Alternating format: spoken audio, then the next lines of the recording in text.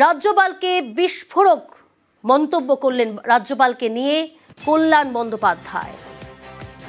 রামমোহনকে অপমান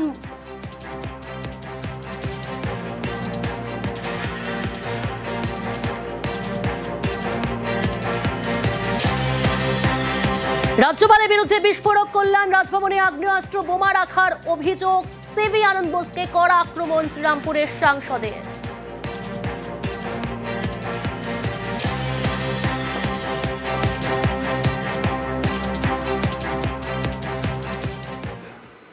আমিও supreme court পর্যন্ত আসবো, আমিও দেখব যে প্রোটেকশন নিয়ে বসতে থাকবে যিনি যা ইচ্ছা তাই বলে যাবেন। প্রতিদিন গত 2.5 থেকে 3 বছর ধরে প্রায় উনি এই হামলা হিংসাত্মক কাজের প্ররোচনা দিয়েছেন। হি হ্যাজ ইন্ডালজড ইট। ও যেখানে যেখানে ভারতীয় জনতা পার্টির শক্ত জায়গা আছে সেখানে যে ইন্ডালজেন্স দিয়ে এসছে। আমিও মামলা করব, তারপর দেখব যে শুধু যার প্রোটেকশন আছে সে মামলা করতে পারে, আর তার সে যখন অন্যায় করে, সে যখন অবৈধ কাজ করে, সে যখন প্ররোচনা দেয়, তখন মামলা হয় কিনা সেটাও দেখতে হবে। এক পক্ষ কোনোদিন হতে পারে না, দুপক্ষই হতে হবে, নাহলে কিছু হবে না।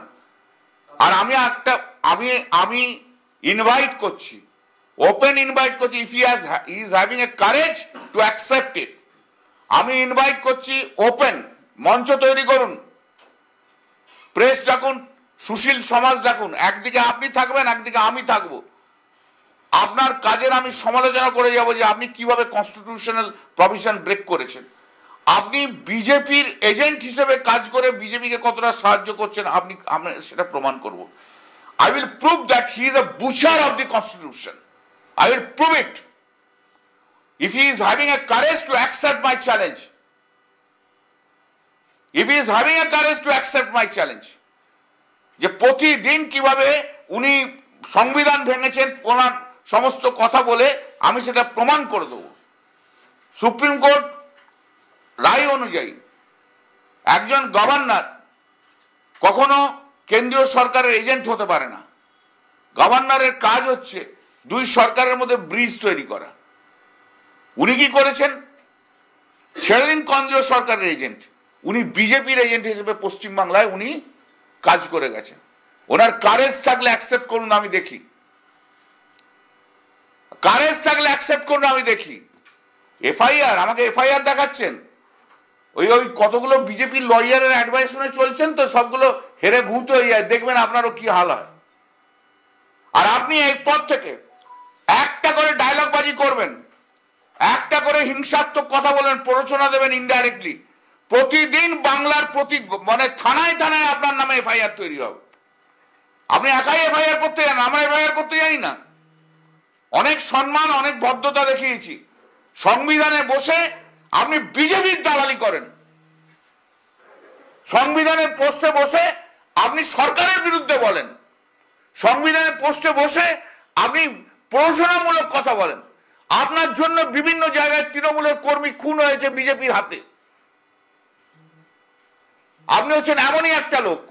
আমিও দেখব, আইনকে সেটেল করতে হবে যে একটা গভর্নর যার প্রোটেকশন রয়েছে তিনি শুধু কেস করতে পারেন, আর তার বিরুদ্ধে কোনো কেস হবে না, এটাও একটা সমাধান চাই। Let us go up to supreme court and decide the matter. চাঙাও আছেন রাজ্যপাল হয়ে, প্রতিদিন সংবিধানকে একদম খুন করে যাচ্ছেন, যা ইচ্ছা তাই বলে যাচ্ছেন, রাজভবনে বসে বিজেপির দালালি করছেন। Agent of Bharatiya Janata Party, you have reduce this post. আরেকটা জিনিস মনে রাখবেন, সিভি আনন্দ বোস, আপনার উদ্দেশ্যে বলছি, এইরকম দালালি কিন্তু জগদীপ ধনকরও করেছিল। তার পোস্ট, তার জন্য তার ভাইস প্রেসিডেন্ট পোস্টে অ্যাপয়েন্টমেন্ট পেয়েছিল। তখনই আমি বলেছিলাম, মোদিজি সাবধান, এমন লোককে ভাইস প্রেসিডেন্ট করলেন তাহলে কিন্তু খুব সমস্যা হবে আপনার ভবিষ্যতে। দেখলেন তো, জগদীপ ধনকর হাওয়া হয়ে গেল, আজও তার কাউকে দেখতে পায় না, কোথায় আছে? আপনারও ভবিষ্যৎ সেই পথে।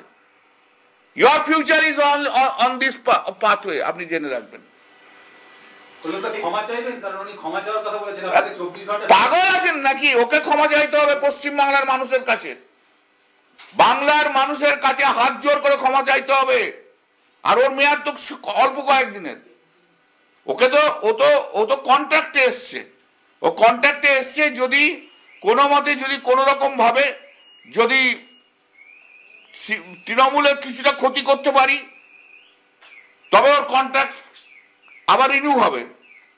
আর যে মুহূর্তে 2026-এ দেখবেন যে মমতা বন্দ্যোপাধ্যায় আরো অনেক বেশি সিট নিয়ে আসছেন, তখন ওই অমিত শাহ প্রধানমন্ত্রীর অমিত শাহ বলে আপনি কি করেছেন, আপনাকে এবার খাঁটি কেটে দিচ্ছি। কল্যাণকে পাল্টা চ্যালেঞ্জ রাজ্যপালের। রাজভবনে বিবৃতি জারির পর চ্যালেঞ্জ রাজ্যপালের। রাজভবনে গিয়ে সত্য যাচাইয়ের চ্যালেঞ্জ। প্ররোচনামূলক কথা বরদাস্ত নয় মন্তব্য রাজ্যপাল সিভি আনন্দ বোসের। শ্রীরামপুরের সাংসদের অভিযোগ খতিয়ে দেখার আর্জি। লোকসভার স্পিকারের কাছে আর্জি সিভি আনন্দ বোসের।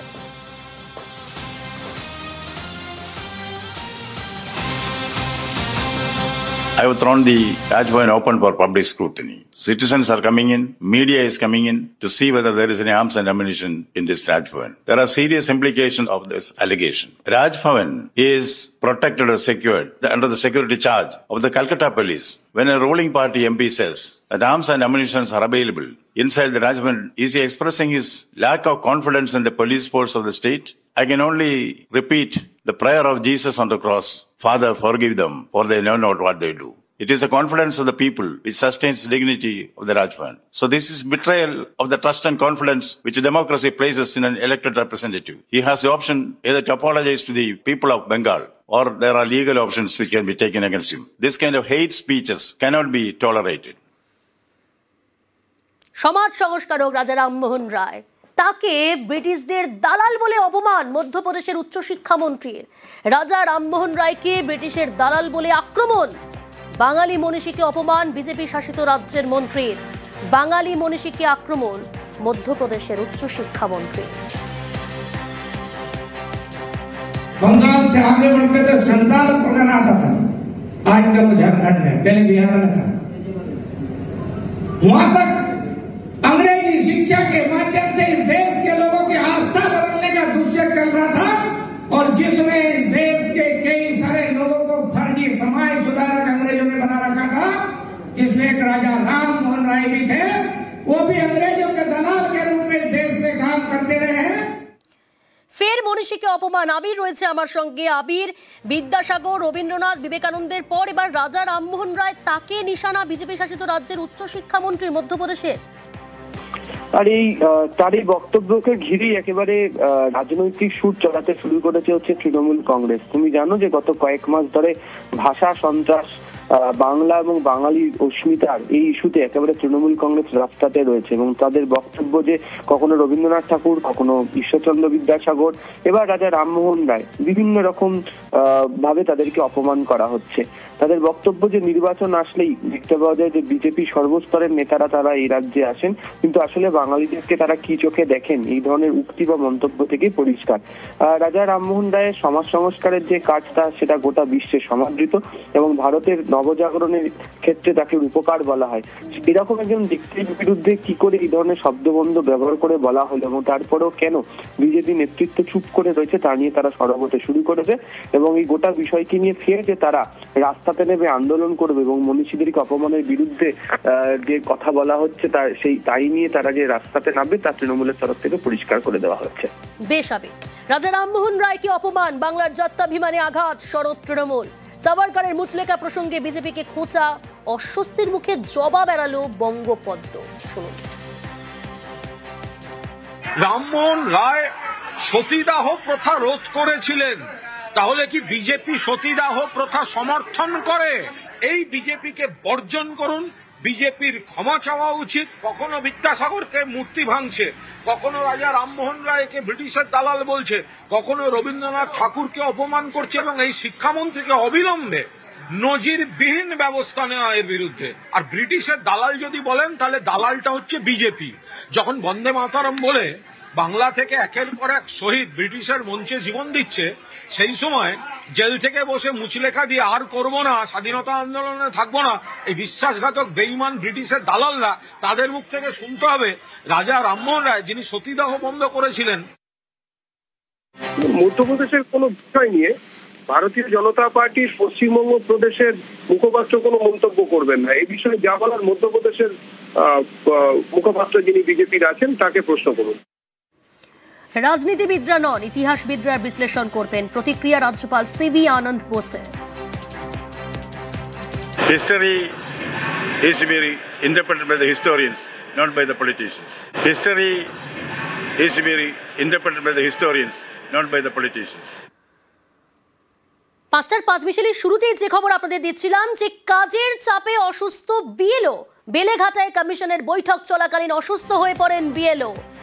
পরিবারের তরফ থেকেই অভিযোগ করা হচ্ছে তিনি অসুস্থ হয়ে পড়েছেন কাজের চাপে। আরো ডিটেল জানাবে সান্নিক রয়েছে আমার সঙ্গে। সান্নিক, প্রিয়াঙ্কা, যেমনটা জানতে পারা যাচ্ছে, বেলেঘাটা বিধানসভা কেন্দ্রের 205 নম্বর পার্টের যিনি বিএলও, তিনি গত 2-3 দিন ধরেই তিনি অসুস্থ বোধ করছিলেন এবং তার মধ্যেই তার যে নির্বাচনী এসআইআর এর যে কাজ রয়েছে সেই এসআইআর এর কাজে তিনি এতটাই চাপে ছিলেন, সেই কারণে কিন্তু তিনি আরো বেশি অসুস্থ হয়ে পড়েন। এবং আজকে সকালবেলা যখন তিনি নির্বাচন কমিশনের তরফে ডাকা একটি বৈঠকে যোগ দিতে যান, সেখানে গিয়ে তিনি ব্ল্যাকআউট হয়ে যান এবং তারপরে তাকে বেলেঘাটা এলাকার একটি বেসরকারি নার্সিংহোমে ভর্তি করতে হয়।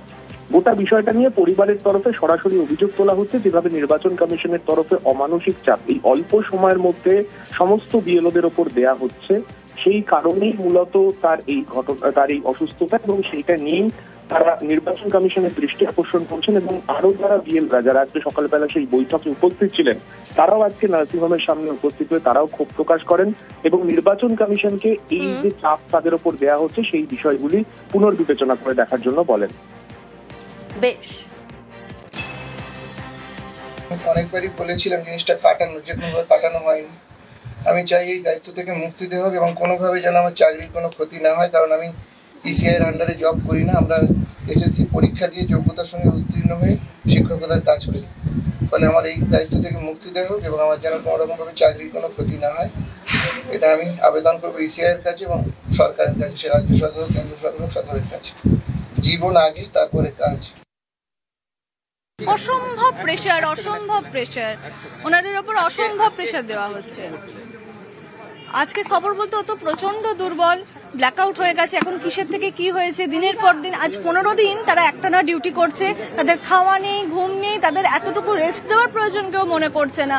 তার মধ্যে কাজ করা হচ্ছে মোবাইলে, কি ডেটা এন্ট্রির কাজ, তার মধ্যে কনস্ট্যান্টলি ভোটারদের ফোন আসছে, কি অন্যদিক থেকে চাপ আসছে যে এক্ষুনি করতে হবে। মানে সব মিলিয়ে খুব বাজে পরিস্থিতি। আজ সকাল থেকে ওনার শরীর অত্যন্ত খারাপ, কালকে রাতেও জ্বর ছিল, ওষুধ খেয়ে বারবার বলছিল আমি যেতে পারছি না, কিন্তু তারপরেও জোর করে নিয়ে আসা হয়েছে, যার ফলে এটা হয়েছে। উনি 2 দিন ধরে অসুস্থ, তার ওপর ওনার ওপর এই প্রেশার দেওয়া হয়েছে। উনি এত প্রেশার নিতে পারেননি। আজকে এসে উনি যখন কাজ বুঝছেন, কাজ বুঝতে বুঝতে উনি অজ্ঞান হয়ে পড়ে গেছেন। উনি বেশ কিছুদিন ধরে তো হসপিটালে ভর্তি ছিলেন না।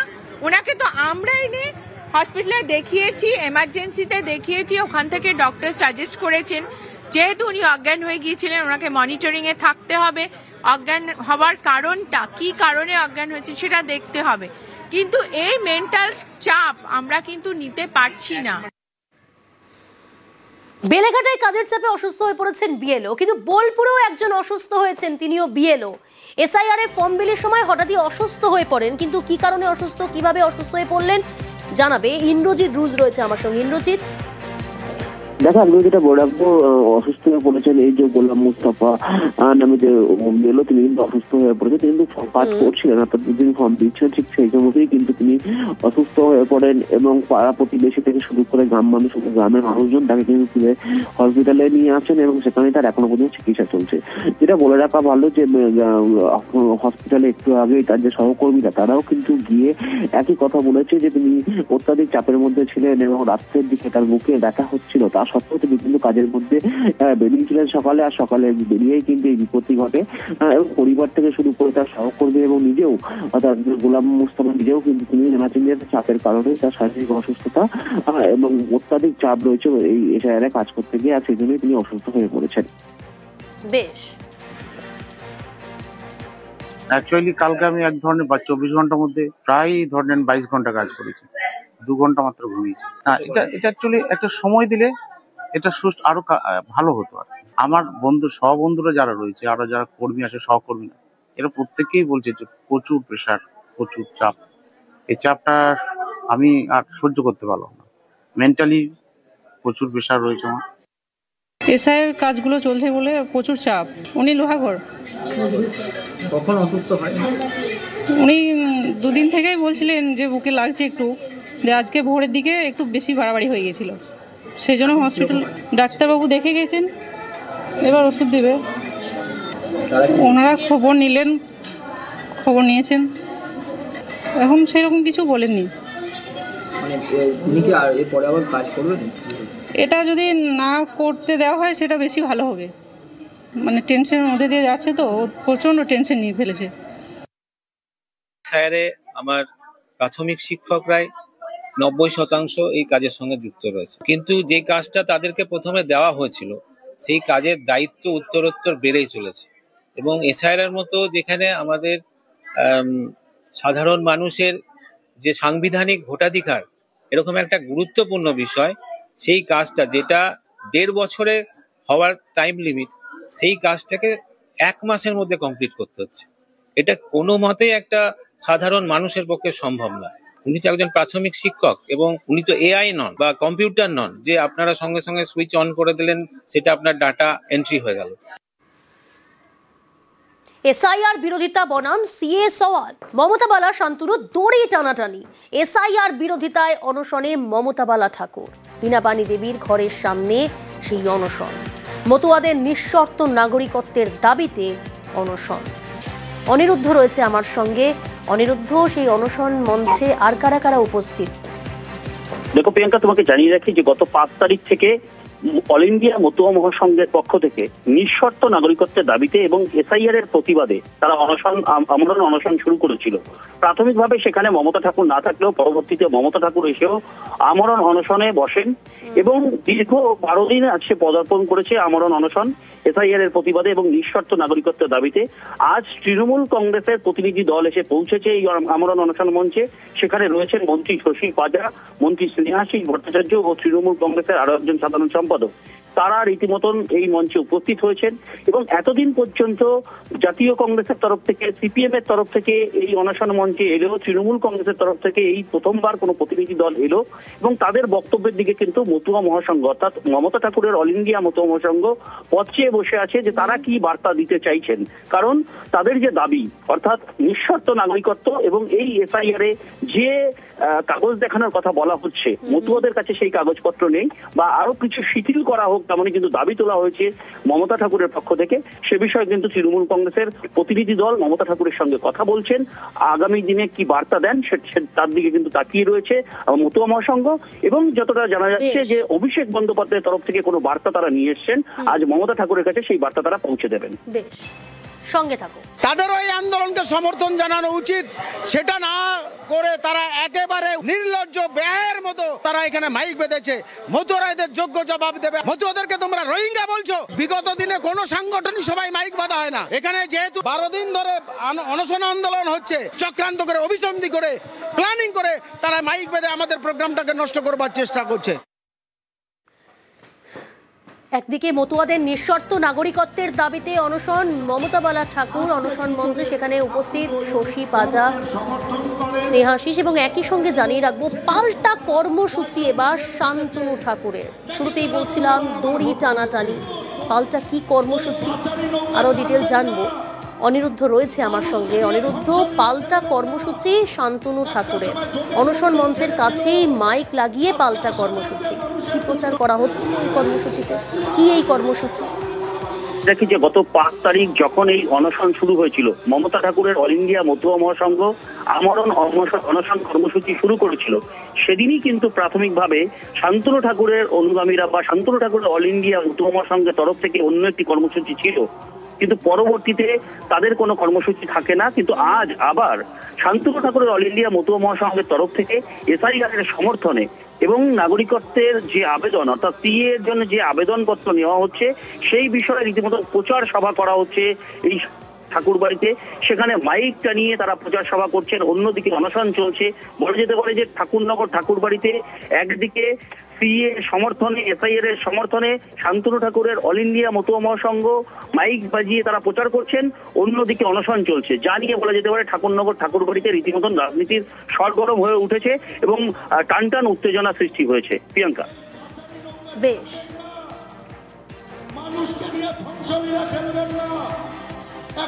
তিনি অনশন করছেন তাতে আমাদের কিছু যায় আসে না, করতেই পারেন, কিন্তু যে জন্যই তিনি আন্দোলন করছেন আমরা এটা দাবি রাখি, আমাদের মতুয়া উদ্বাস্তু হিন্দু মানুষকে বিভ্রান্তিতে ফেলছেন।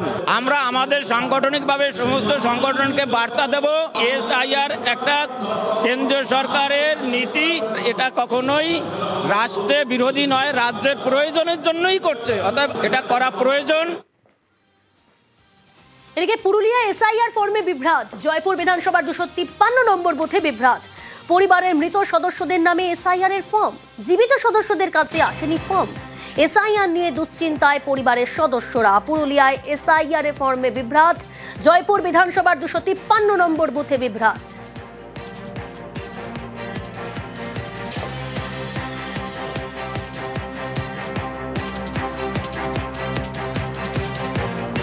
আমাকে ফর্ম নিয়েছে দীনেশ কুমার আর নিমেশ কুমার, আমার ছেলে, আমার দুজনে, একজন মারা গেছে একজন আছে।